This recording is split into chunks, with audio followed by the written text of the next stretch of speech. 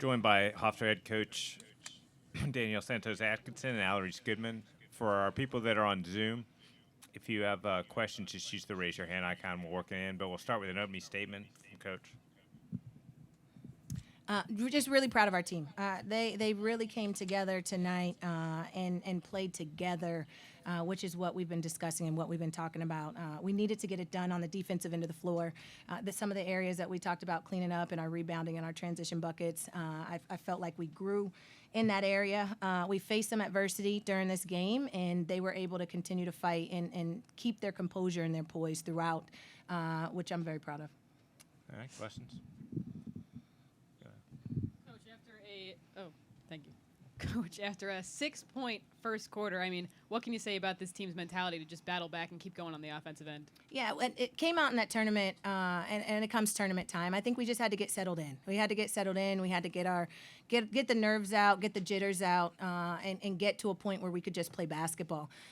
This team has worked all year long, and we just talked after that first quarter that we've got what it takes. We had some really great shots in that first quarter. They just didn't fall. Open shots.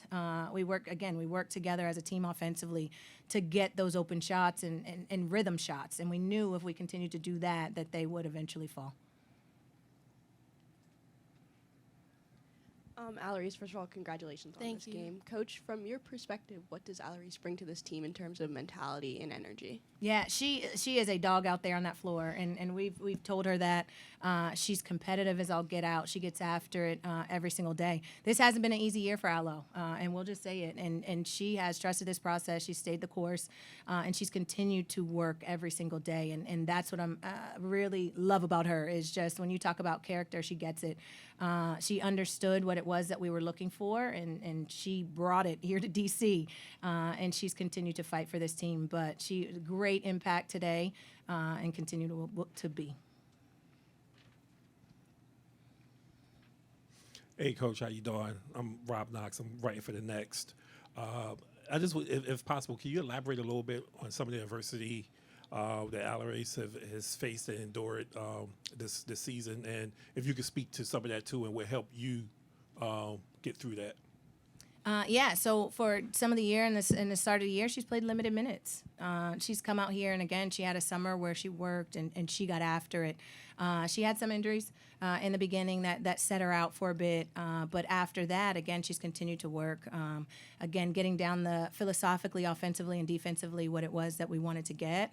She stuck with it, and she's just stayed with it. She stayed the course. She's continued to be coachable. And gave us the confidence to put her out there on the floor. To add on that, what helped me is my faith. I just stayed in my word. I stayed in the gym as well, worked on my craft, and my teammates helped me a lot through that. They told me to stay in it. Our captains, Allie and Sorrell, were really helping me through this process. They knew it was hard for me too, and they encouraged me to stay in the gym and make sure I'm ready to go every day in practice and keep bringing energy.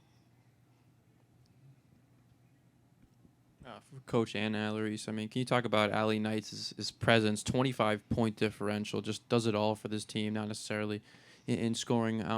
What does she bring to the table, and how does it help you guys push forward?